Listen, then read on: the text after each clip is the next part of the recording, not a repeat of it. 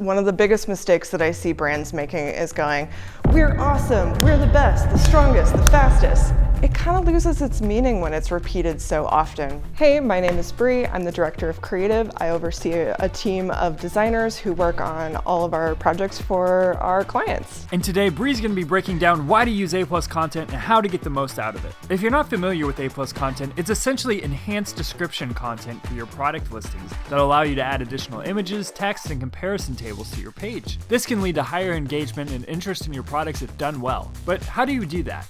Bree, take it away.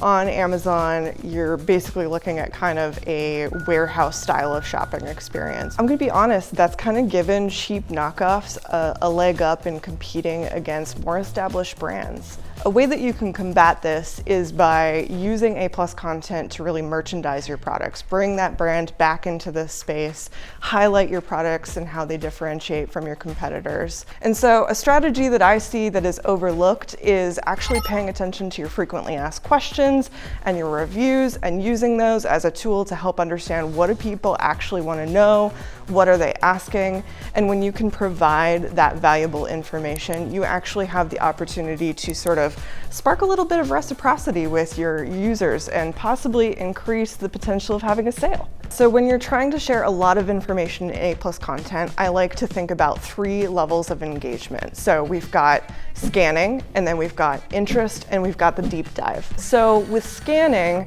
basically as humans, we are constantly filtering out the most important information. For sellers, this means that we have to be really careful to emphasize the most important content within our design so that our scanners don't just bounce.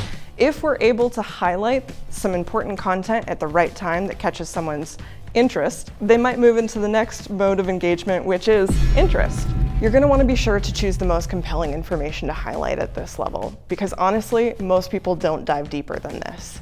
If they do, you can be sure that they've gone past the casual interest and into a deep dive. Creating a 3rd layer of visual hierarchy is important for the folks who want all of the information at their fingertips. If you're able to get these folks bought into your brand and your product, you have a greater possibility of getting them to be loyal to your brand because you've checked all of their boxes, and those boxes were well considered in the first place. So something you want to think about is the intent behind your buyers, right? Are they going out to buy a product, or are they going out to enhance their life with something that you could provide? So when I think about buying a skateboard, I'm not thinking about just buying all of the components that make up a skateboard. I'm thinking, I want to go bomb a hill on my skateboard. I want to go do a kickflip.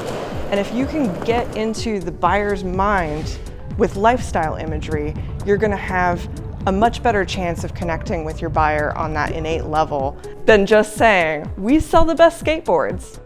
I'm excited because our creative team is now offering a brand story free of charge for every single client who purchases A+ content.